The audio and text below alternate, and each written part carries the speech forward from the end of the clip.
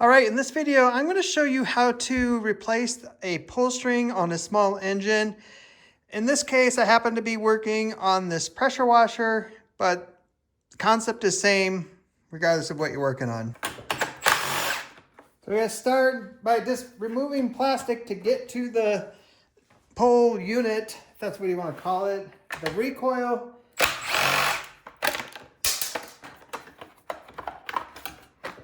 All right, got this one out. There was just 3 bolts that hold it on. That's pretty typical. But I'm gonna see what happened in here. It looks like the rope is still there. It just broke. And once you get most of the rope out of there, who knows, maybe you don't even have any rope on yours because it just broke and it was completely gone. Just gotta pull this knot out and then we'll cut it off. Or you can just pull it through. So as far as replacement line goes, you can go to like Ace or Home Depot, Lowe's, Menards, whatever you have near you. And you're probably gonna find something like this. Has the cord in there, has a new handle. May or may not need that. But this cord will work fine. I happen just to have a spool of it. And this is like commercial grade pull start. I just use that. But if you need it, go get this kit. That'll do the job. All right, so next we need to put some windings in this. So if you go one way, you'll see it won't really turn. But if you go the other way, you see the pawls come out and it's building up pressure in that spring. So we want to spin this around a few times.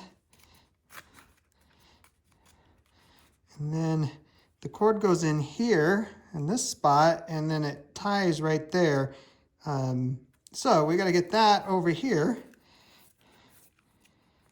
And then once you kind of get it close, get yourself a screwdriver and wedge it in between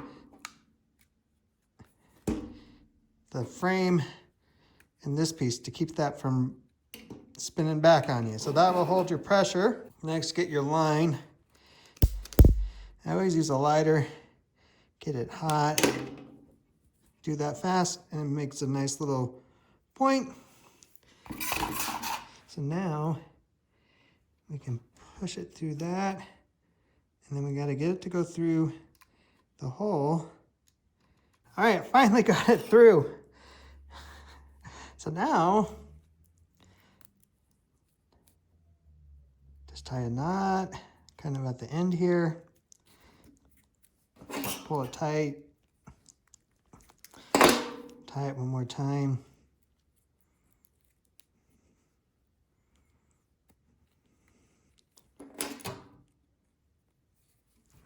Pull that sucker tight. I like to take my lighter and just give it a little bit more singe. Just kind of get those fibers to melt to each other.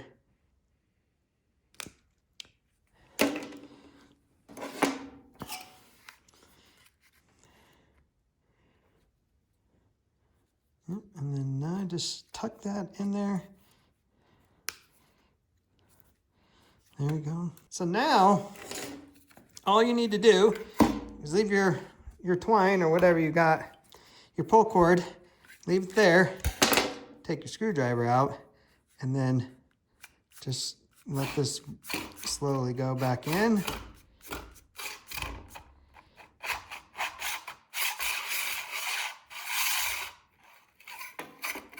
And then the spring will lose its tension.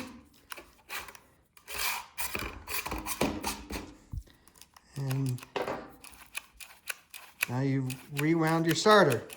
So we're gonna leave that piece on there right now because we're gonna cut it to fit here in a second. All right, so now the recoil's installed back on the unit. You can see I just have a little bit hanging out. You'll see, there's plenty extra here. But what I wanna do is actually pull the engine over a little, because when this thing recoils, we want that handle to be tight. So we kind of pulled it out a little bit. I use a clamp That'll just make it so this is loose. Keep that there. And we'll feed our cord through our handle. And I'll pull it all the way up there. And that's about where I want it. I gotta figure out where the knot goes in there. All right, so I'm gonna make it just a little bit longer than I want it, because I want to tie my knot here, and then the handle's gonna come back up to it. So we'll tie it tight to right about there.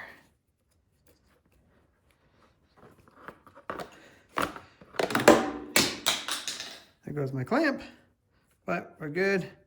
Just tie the second knot. We'll leave this part hanging out. And see how that sits. And all I gotta do is just trim this end off. All right, that's trimmed. Another thing to keep in mind as you do this, I made sure this handle would go through the plastic piece before I started. So think of everything this handle has to go through, because if it went and fit through this hole, I would have had to put this on, then put the handle on. All right, guys, that's a wrap on that video. If you have any questions about the work I did, just put it down in the comments and I'll be sure to get back to you. And I appreciate you watching.